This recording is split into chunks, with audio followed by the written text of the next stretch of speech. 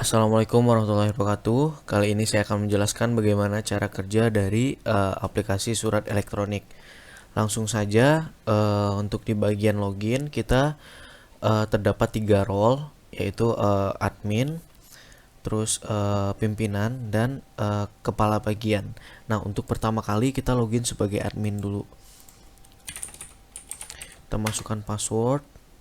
Nah, bagian depan bisa kita lihat bagian dashboard. Bagian dashboard sendiri itu menjelaskan detail-detail dari bagian-bagian dari surat masuk, surat keluar, disposisi, seperti yang bisa kita lihat di layar ini. Dan di kiri bawah kita bisa melihat grafik surat masuk, dan di kanan bawah kita bisa melihat asal dan tujuan suratnya dari mana saja. Seperti itu. Contohnya di sini bisa dilihat persentasenya. Nah, untuk bagian awal saya akan menjelaskan secara singkat untuk data user. Di data user ini berfungsi untuk kita menambahkan, menghapus ataupun mengedit user-user yang ada di aplikasi ini atau role yang ada di aplikasi ini. Contohnya seperti ini. Kabak itu kepala bagian, user itu contohnya sebagai ketua DPRD atau sekretaris DPRD, itu kita tempatkan sebagai user. Dan satu admin. Seperti itu. Di bagian data user ini kita dapat mengedit, dapat menghapus, dan dapat menambahkan sesuai dengan kebutuhan kita nantinya. Di bagian setting itu dapat kita lakukan pengaturan dari website sendiri untuk kota, nama lembaga, alamat, footer, dan teleponnya. Untuk logo pun kita bisa ubah sesuai dengan kebutuhan kita. Seperti itu ya teman-teman. Lanjut ke master data. Di master data ini kita memiliki 5 bagian. Yang pertama data klasifikasi surat, data pimpinan, data tujuan disposisi, data asal dan tujuan surat, dan template surat. Nah, di sini kita dapat mengontrol kebutuhan dari klasifikasi surat kita, pimpinan kita, tujuan disposisi, dan seterusnya. Seperti itu. Kita lihat dulu data klasifikasi surat. Di sini kita dapat menambahkan kode suratnya, nama surat, dan uraian atau penjelasan dari klasifikasi tersebut. Seperti yang bisa teman-teman lihat.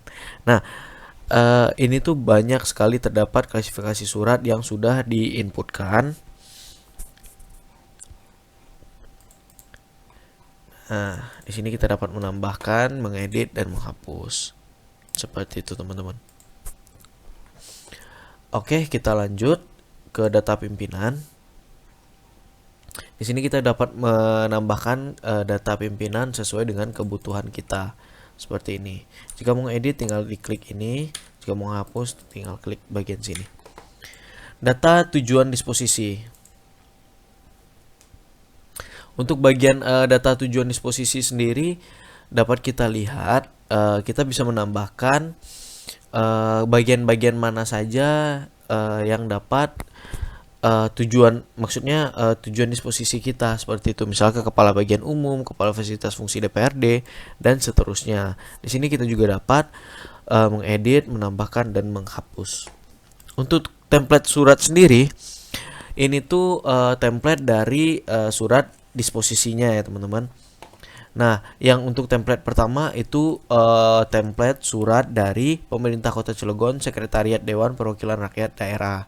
Untuk template kedua, Dewan Perwakilan Rakyat Daerah Kota Cilegon dengan Ketua Isra Mi'raj. Sekuannya itu TB Heri Mardiana, seperti itu. Jadi ini kita dapat mengubah sesuai dengan kebutuhan kita ya teman-teman. Oke. Lanjut di bagian disposisi itu kita dapat admin dapat melihat surat-surat mana saja yang sudah didisposisi. Jadi apabila nanti mau mencetak lembaran disposisinya, tinggal pilih sesuai dengan kebutuhannya. Seperti itu. Nanti akan masuk ke tampilan print layar, print suratnya, maaf. Untuk di bagian surat kita dapat menambahkan, mengedit dan menghapus. Contohnya ada surat masuk dari Komisi 2, kita bisa menempatkan di sini dan kita tambahkan dan kita rekap di sini. Seperti itu ya teman-teman. Dan kita juga bisa kirimkan melalui WhatsApp apabila dibutuhkan dan menghapus apabila sudah tidak dibutuhkan. Apabila terjadi kesalahan juga bisa dirubah gitu ya teman-teman. Jadi ini berfungsi untuk database dari surat keluarnya seperti itu. Nah, kita fokus ke bagian surat masuk saat ini ya. Untuk surat masuk kita dapat mencetak semua surat yang udah masuk. Misalnya ada banyak surat kan. Nantinya kita juga bisa dapat melakukan filterisasi di bagian sini. Kita misal butuh di tanggal 15 doang nih suratnya. Seperti itu. Atau dari tanggal 15 sampai tanggal 16 atau 15 sampai 20 kita bisa sesuaikan dengan kebutuhan kita, dan kita juga bisa mencari sesuai dengan kode surat yang kita butuhkan seperti itu. Jadi tidak memperlama kita dalam pencarian. Nah, di sini kita juga memiliki fitur tambah, edit dan hapus. Di sini saya akan mendemokan bagaimana cara penggunaan surat masuknya. Nah, bisa teman-teman lihat di sini ada status disposisi oleh ketua, disposisi oleh sekretaris, diteruskan kepada kepala bagian. Nah, ini step-step yang harus dilalui. Seperti itu. Jika suratnya melalui ketua, berarti dia melalui 3 tahapan ini. Jika suratnya tujuannya ke sekretaris, berarti dia hanya melalui 2 bagian ini. Seperti itu. Kita contohkan ya. Surat dari contohnya Komisi 1, nomor agendanya kita bisa isikan terserah sesuai dengan kebutuhan kita. Kode klasifikasinya contohnya 011. Nah, ini di sini akan tampil otomatis dengan 011 itu apa? Atau contoh kita dapat surat masuk dari instansi luar. Jadi kita memasukkan misalnya 0923, jadi kita bisa masukkan secara manual. Misalnya apa seperti itu.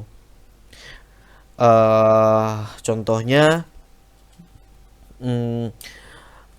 rapat dewan misalnya seperti itu. Kode suratnya apa? Jadi kode surat ini berfungsi untuk kode lanjutan dari kode klasifikasi. Contohnya seperti yang bisa dilihat di sini. Nah, itu sepertinya di sini maaf diulangi lagi.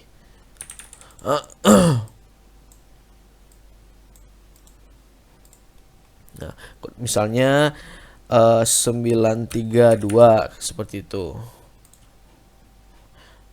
Sifat suratnya apa? Rahasia.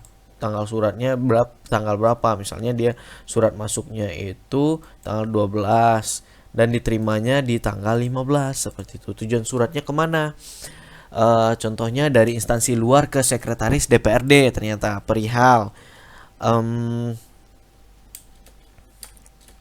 perihalnya mohon ACC misalnya seperti itu. Nah, terus kita ambil suratnya contohnya, lalu kita simpan seperti itu. Nah, sebelum suratnya didisposisi, kita masih bisa mengedit sesuai dengan kebutuhan kita ya teman-teman.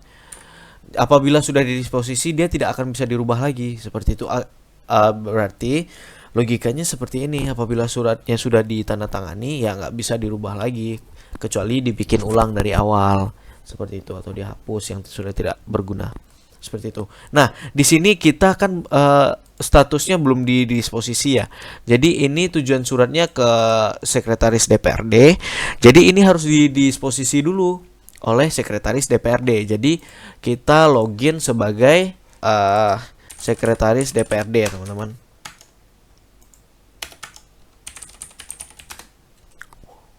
Nah, di sini suratnya itu akan masuk di bagian surat masuk.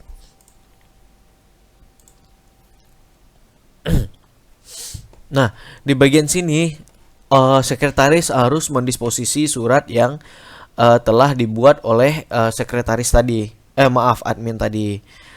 Jadi agar bisa diproses lebih lanjut seperti itu, teman-teman. Karena alurnya surat dari ketua DPRD itu harus diteruskan ke sekretaris dulu, dan nanti baru diteruskan ke kepala bagian. Makanya dia memiliki 3 proses bagian untuk ketua DPRD. Jika dia suratnya langsung ke tujuannya ke sekretaris DPRD, maka dia langsung saja mendisposisikan suratnya dan langsung diteruskan oleh admin ke kepala bagian, seperti itu teman-teman. Jadi di sini di bagian user, sekretaris atau ketua, usernya dapat melihat isi surat yang sudah diinputkan oleh admin dan juga dapat mencetaknya nanti, seperti itu. Oke, setelah didisposi oleh sekretaris, kita masuk ke bagian admin lagi karena untuk diteruskan ke bagian kepala bagian yang kita butuhkan. Nah, ini kan udah di ACC, disposisi oleh sekretaris, makanya diteruskan oleh admin. Diteruskannya ke bagian mana? Contoh ke bagian umum, ke fasilitas fungsi DPRD, kabak perencanaan keuangan dan lain-lainnya. Dengan hormat, harap, tanggapan dan saran, seperti itu. Mohon dihadiri, seperti itu contohnya.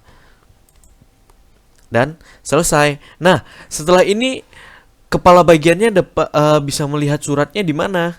Nah, mereka bisa dikirimkan WhatsApp bagian mana yang mereka butuhkan, seperti itu. Tinggal klik di bagian sini dan diteruskan ke kepala bagian yang sudah kita inputkan tadi, seperti itu ya teman-teman. Jadi bisa kita teruskan ke kepala bagian kalau misalnya ada surat masuk nih dari instansi A. Nah, admin pun juga bisa mengirimkan WhatsApp tersebut ke sekretaris ataupun ketua. Lalu kita login sebagai kepala bagian.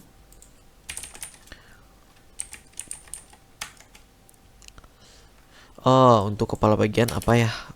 Ininya, bentar kita lihat ya.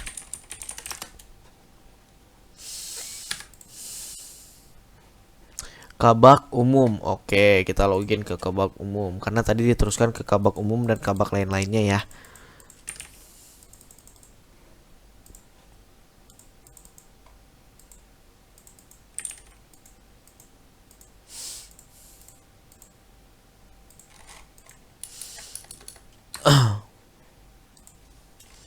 Kabak umum. Oke. Nah, di kabak umum ini bakal terlihat surat-surat yang sudah diteruskan oleh admin tadi. Jadi apapun surat yang diteruskan ke bagian masing-masing, maka akan dapat kita lihat di bagian kabak ini, teman-teman. Jadi inilah proses akhir dari alur dari suratnya, seperti itu. Oke. Sekian penjelasan dari saya. Apabila ada yang kurang mohon dimaafkan. Apabila ada yang masih ragu, silahkan ditanyakan. Seperti itu. Terima kasih banyak. Wassalamualaikum warahmatullahi wabarakatuh.